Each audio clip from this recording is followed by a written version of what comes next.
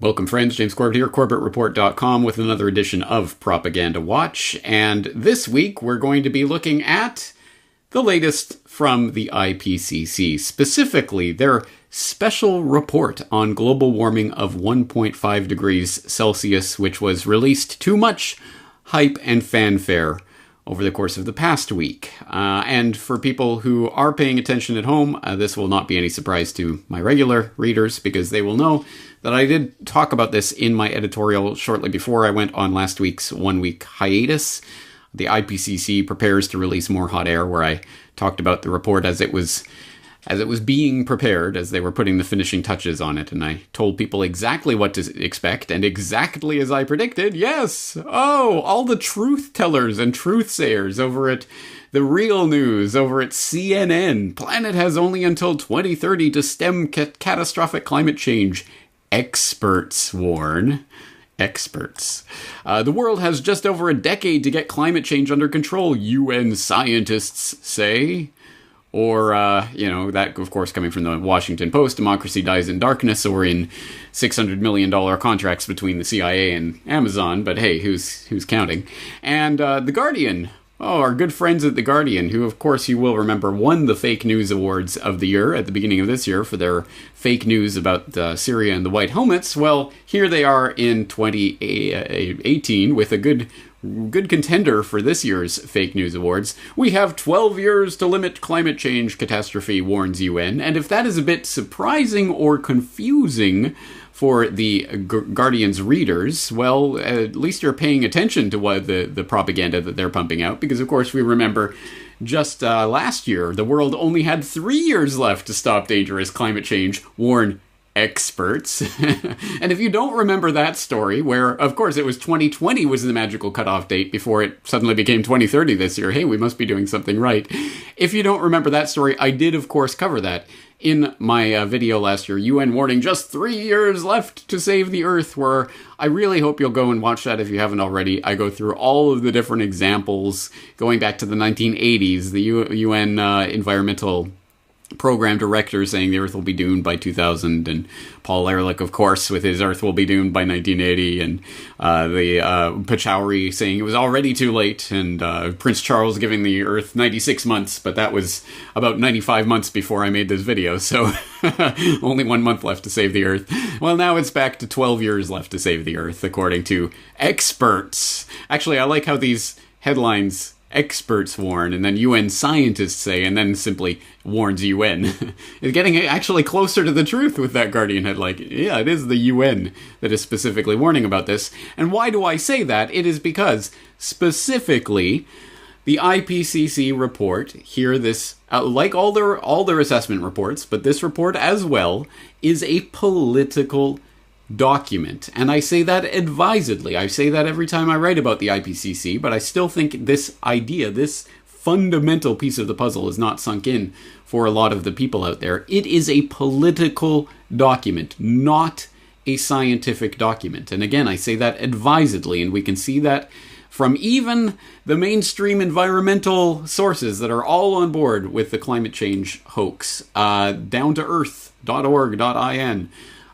reported just a couple of weeks ago about this IPCC report as it was being prepared. Countries negotiate key messages of IPCC's controversial special report, where they're talking about the parties are negotiating the text of the summary for policymakers, which is a condensed version of the key messages and findings of the main report. Now, you read that and you gloss over what that actually is telling you, and you might suspect that, oh, well, they have this scientific report, and they're just trying to negotiate over the summary, how to make the summary. No, that is not what it means. The summary is negotiated as a political document, as even mainstream environmental sources freely and readily admit. This one has been under negotiation by the diplomats at the UN, not the scientists. The diplomats are arguing over this since January of this year, and you can tell that actually they even admit it in this report, that it is the summary for policymakers, this admittedly political document, that then determines the text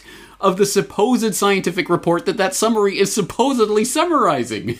You cannot make this stuff up. But please go to changes to the underlying scientific technical assessment to ensure consistency with the approved summary for policymakers, and you can go and read through exactly how they have changed the scientific report to be in line with this admittedly political document. This is a political document. It is not a scientific document. That's one of the things that we have to highlight about this that never, ever gets talked about by anybody on either side of this issue. Assuming there's only two. There's always more than two. But what does this document actually say? What is it actually about? Well, you can go read through the document. You can go to the press release or the FAQ. Let's go to the frequently asked questions and take a look through here, where they're talking about some of the questions. Why are we talking about 1.5 degrees Celsius? Good question. How close are we to 1.5 degrees Celsius? What kind of pathways limit warming to 1.5 degrees Celsius? What do energy supply and demand have to do with limiting warming? Blah, blah, blah. And please do go read through it. Go and read through what the UN's IPCC is telling everyone with regards to the settled science of the 1.5 degrees Celsius of global warming that we're going to try to limit the Earth to using the magical global adjustment thermostat known as carbon dioxide, which itself is utterly ludicrous and laughable, as I've detailed many times on the program. But let's look, for example, in question 1.2, how close are we to 1.5 degrees Celsius, where they admit, just in passing, and again, most people, if they even bother to read this FAQ, will just gloss over this, but they say the choice of pre-industrial reference period, i.e. they're comparing the current global average surface temperature to the temperature over a given pre-industrial period to identify how much global warming has taken place since the birth of the industrial era. And they choose 1850 to 1900, and they're talking about that. The choice of pre-industrial reference period, along with the method used to calculate global average temperature, can alter scientists' estimate of historical warming by a couple of tenths of a degree Celsius. Such differences become important in the context of a global temperature limit just half a degree above where we are now. You don't say? But provided consistent definitions are used, they do not affect our understanding of how human activity is influencing the climate. Please reread this for the heart of thinking. They are telling you that the error bars on their own admitted error bars on this already fudged data that I've talked about many times. Please go back to my rather comprehensive video on what is average global temperature to understand the fraud and how it's being perpetrated. But they admit that their error bars on this fudged data is half the size of what they are talking about in regards to this extra half degree of warming we have to go until we reach that magic 1.5. Half the size of the temperature change they're talking about. For anyone with any training in science and statistics, you will know how much garbage is being thrust down your throat. Oh yeah, half a degree Celsius. But, you know, our measurement is half of that, the error bars are half of that size. It's insanity. And this insanity just keeps going on and on and on. And they talk, for example, about they use a 30-year time span to account for effective natural variability, which can cause global temperatures to fluctuate from one year to the next.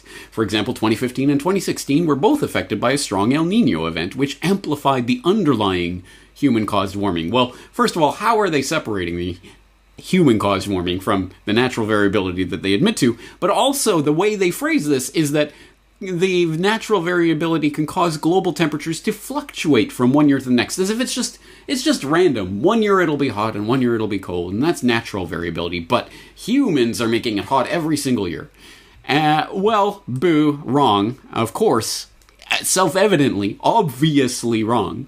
Look at the temperature of the planet Earth for the last 500 million years. And yes, you do see certainly this stochastic rhythm of up and down and up and down and up and down, but there are larger trends that are followed up and down and down and down and down and down and down and down. And then there's very dramatic swings in the Pleistocene. And then you get into the Holocene and you get the coming out of the past ice age, of course, we get increase in temperatures.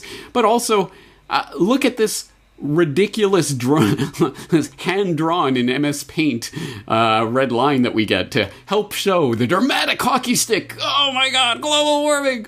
When, of course, this does not follow the Antarctica data set that they're actually showing here. There's a definitive downward trend, and then an upward trend, and then a leveling off. But this red line that's just been crudely drawn on by MS Paint is following some non-existent trend, and is up and down, and then up!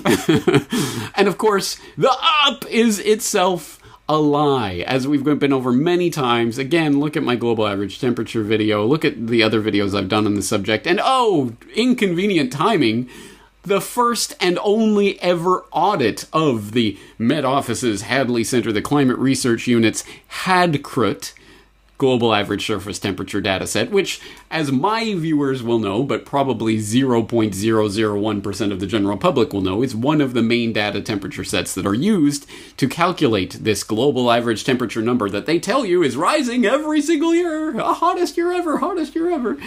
Total crock. It's 1/100th of a degree Celsius warmer than last year, even though our error bars are 0.2 of a degree.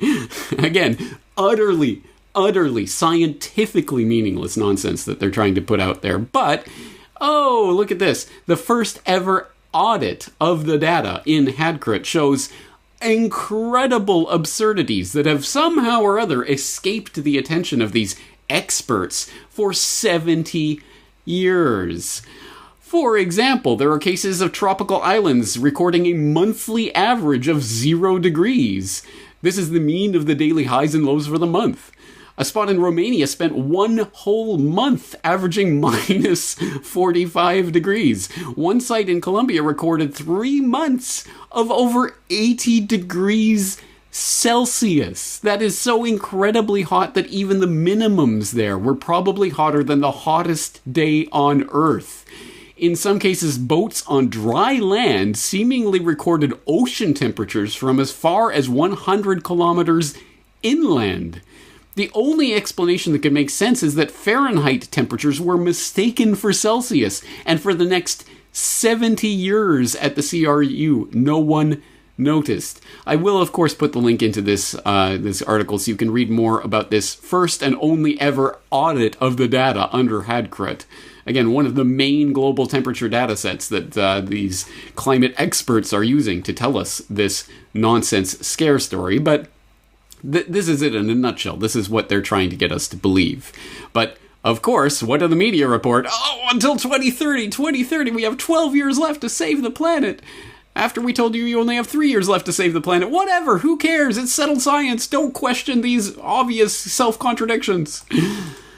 It just keeps getting stupider and stupider. But I wish it was only stupid. I wish it was only laughable nonsense that we could all say, look at that propaganda, ha ha ha. It's so obviously self-contradictory nonsense we don't even have to consider it. Unfortunately, we do have to consider it. And why is that? It's because of things like this. The UN FCCCs, if memory serves me correctly, that's the United Nations Federation of Climate Change Cultists?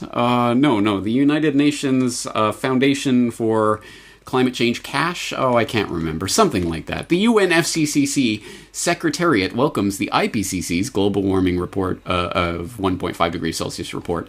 And again, read through this. Please do read through this. Of course they do welcome this report. Of course they do. Why? Because, of course, it fits the political agenda of the politicians who are writing these documents. The politicians who are in the driving seat of the supposedly scientific report by the IPCC. Anyway, as the UNFCCC's press release admits, according to the IPCC's report, limiting warming to 1.5 degrees Celsius is possible because we have that magic global thermostat. And of course, it's all about carbon dioxide, one of the smallest trace gases in the atmosphere. And we can dial it down by tenths of a degree that we can't even measure, given our own admissions of our error bars.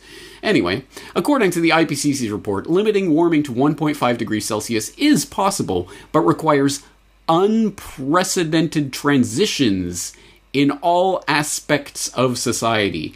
If that phrase does not send a chill down the spine of everyone in the audience, then you are not paying attention to the loving arms of the United Nations and the globalists who are, so concerned about humanity.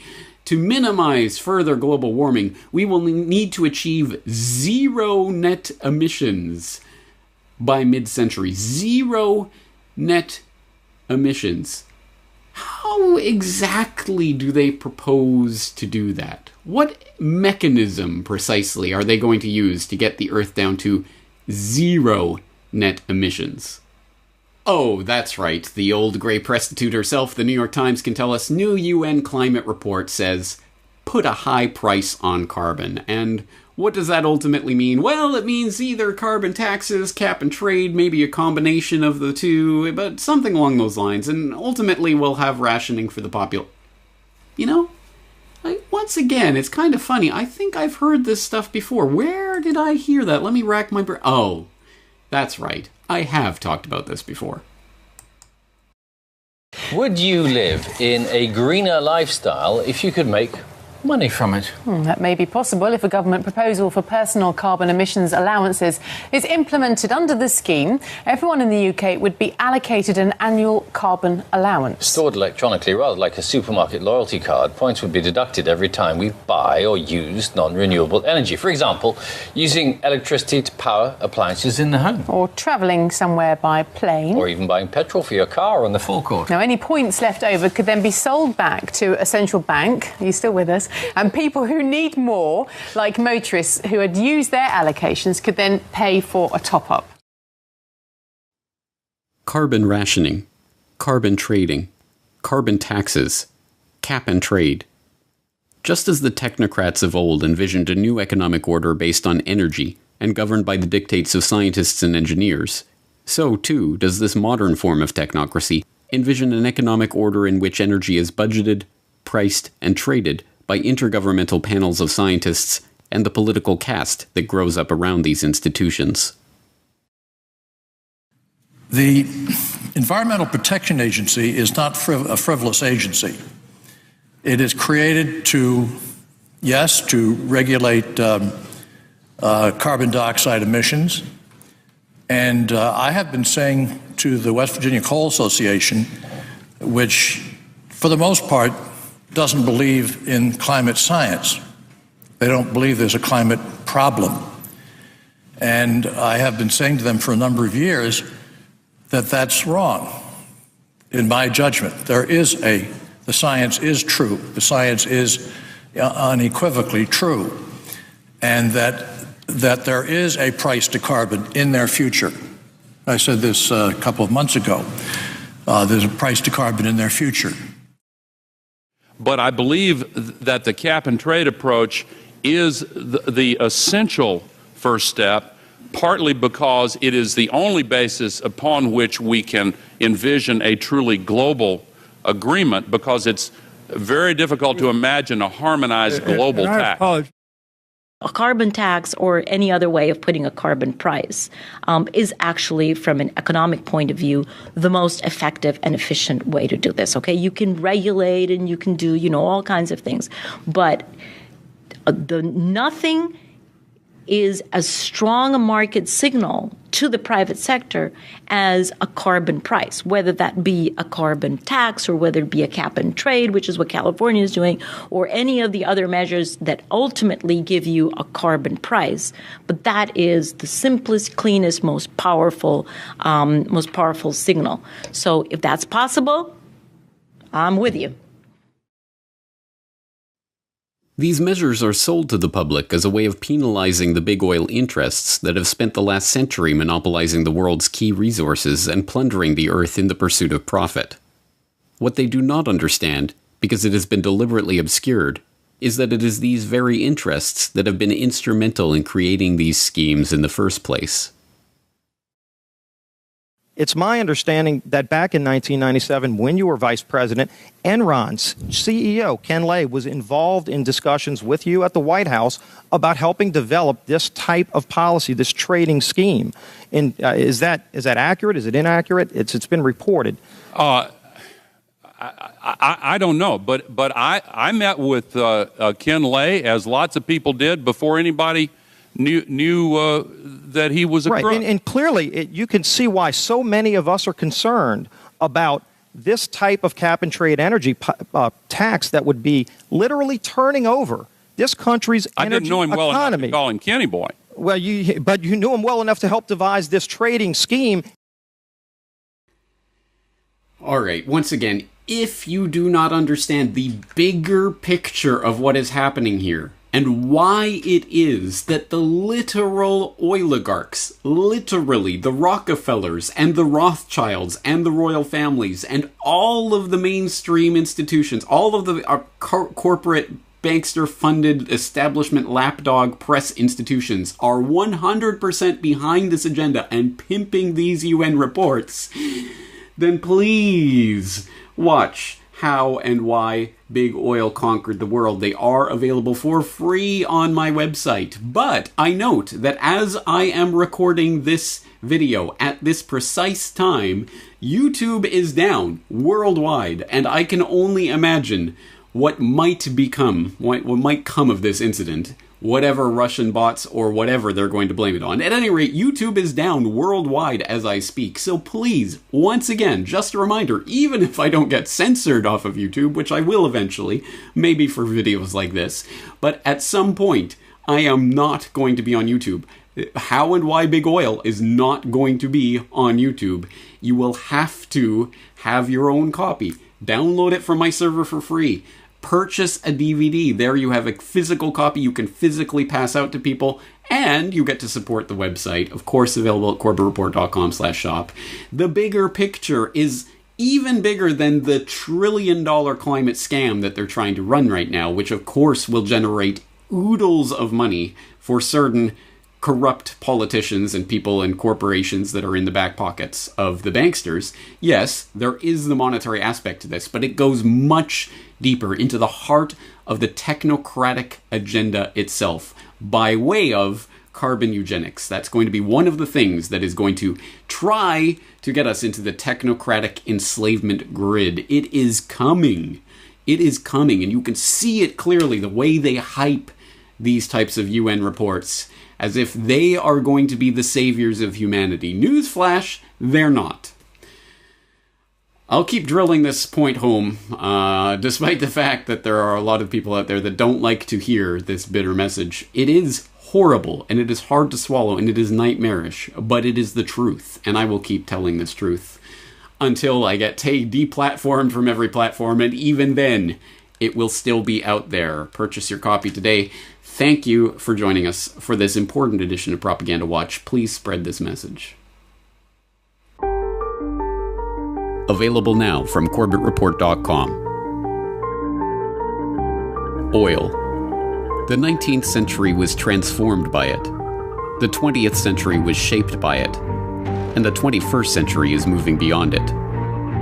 But who gave birth to the oil industry? And what are they planning to do with that power in a post-carbon world? How and Why Big Oil Conquered the World. Watch the documentary for free or purchase a DVD copy at CorbettReport.com/bigoil.